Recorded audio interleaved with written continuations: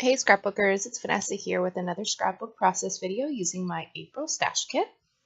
And the first thing I'm just doing is showing you everything that I pulled from my kit that I thought I might use on this layout. And I think for the most part, a lot of this does get used, or bits and pieces of it get used. There's a few things that don't. I seem to always like to pull more than I need, for sure, but that is what I'm doing here, is just showing you the different bits and pieces that I thought I might use. And so the first thing that I'm going to do is I'm going to take my background papers, which is the main background piece is this pink piece of pattern paper from Lily Bee Designs, and the floral 8.5 by 11 piece of paper from, I believe it was Maggie Holmes, probably her flea market collection. And I'm just taking my two ink colors here. One, I believe, is Oh Say Can You See from Colorings, which is a Shimmerings product, and my Heidi Swap Gold Color Shine. And I'm just going to sprinkle some of that ink there on my background, and then I'm going to set that off to the side to dry. And you don't actually see any of this. I think you see a little bit of it in the photos at the end, but really for the most part, because of the busy floral, most of that, it was just because I decided to add some color to the background, but you don't actually see it. So while that's drying, I do go ahead and create some mats for my photo. And so I'm taking this pink piece of paper and this text piece, which is another piece of Maggie Holmes paper that just says I love you all over it, and just creating two photo mats for my picture. And this is a picture of my daughter, and there's no real special story with this one. We were just on vacation in this photo, and we were actually starting our day at breakfast, and there's actually a person in the photo which I'm going to cover up most of that, so you can't really tell that there's anyone in the picture and off to the side there. So while I am waiting for my papers to dry, I am matting up my photo, and I have this fabric frame, and I want that to be on the outside. So these different pieces of mat that I cut, I am just sort of playing with the placement, and I'm also using a doily there as well. So I'm going to actually glue all of these pieces together while my background is drying, just so that it's all done and I don't have to worry about rearranging it or having it move once I go to put it on my layout. So I'm going ahead and just going to put these in place, and then I'm going to go off camera and glue it all down. So in order to cover up that person, I also put that doily type chipboard circle there to the side, and that sort of covers up that person, so you can't really tell that there's anyone off to the side, to be a little bit less distracting in that photo. So I've gone ahead, and that's what my top cluster with my photo is going to look like. And this layout is going to have two main clusters, the one with my photo and then this other secondary cluster with my journaling. So I went ahead and I laid out everything for my two clusters, glued those down, and then now I am coming back with my background, which is dry. And I've decided to add some interest to the background, and that floral piece of paper, I am just using my Fiskars large scallop punch, which is one of my favorites. It does do an embossed circle, but if you don't press too hard, it doesn't actually do the embossing. And I'm doing that scallop circle down one side of the floral pattern paper. And then I'm just going to mark where that floral paper is going to lay on the background, so that I then can take these two colors of ribbon, and I believe it's seam binding ribbon, one in yellow and one in green, and I'm going to lay those down this edge, this right edge of the layout.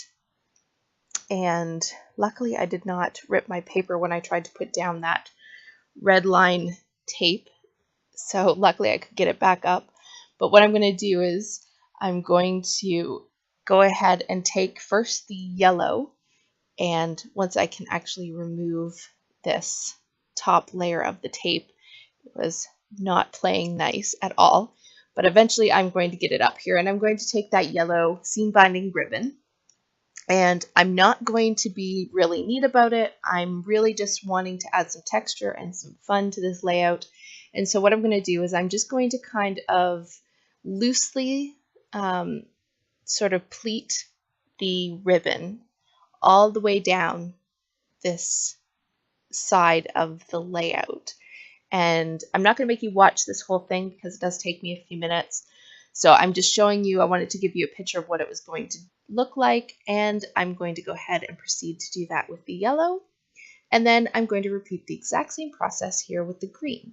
And so when I come back, you will see that the green is also down. And I really like the texture that this adds to the layout. And I like that it adds some fun, and it's not perfect. It's just adds that perfect sort of feminine touch to this layout.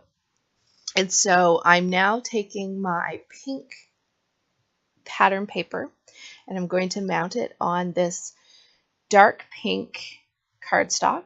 And I really like to frame my layouts. I think it sort of just helps finish them, make them look more finished. I do this with probably 98% of my layouts. And so I am just putting that pink piece of paper down, and then I'm going to bring back my floral, and I'm going to lay it there beside the two ribbon scalloped, or not ruffled ribbon. And I want to make sure that there's no gaps between, that I can't see the pink pattern paper in between the scallop circles on the edge. So I'm just sort of playing with the ruffles a little bit just to make sure that I don't see any gaps. And then because I did glue those two embellishment clusters together, or my photo embellishment cluster and then my journaling embellishment cluster together, I was able to just put those right on the layout where I knew I wanted them to go. And with those in place, I haven't glued them down yet, but with those in place, I do go ahead and take these pink fresh wood veneers, and I grab the asterisk in pink, I believe was the color that I chose, and I put one in each of the embellishment clusters. And then I'm just sort of auditioning other things that I had pulled to see if I wanted to use them.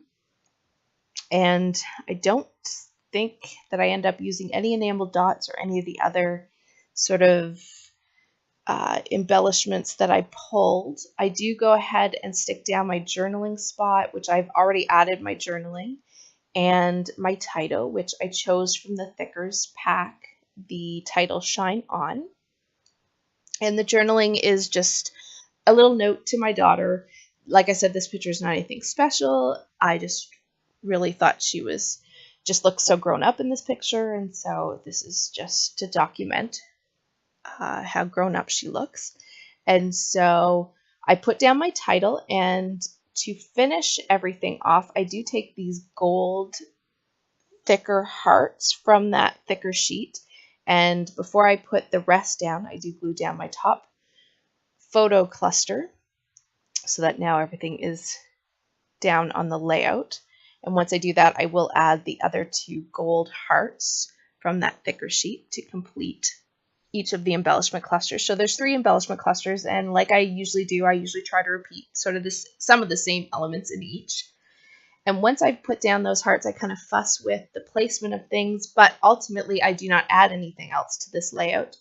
I kind of just play with where things kind of live and just kind of make sure everything is straight and that it looks straight to me. And with that, I call this layout done. So the still shots are coming up, guys. And if you like this video, make sure you subscribe so you can see what else I create. And I will catch you guys on the next one. Bye-bye.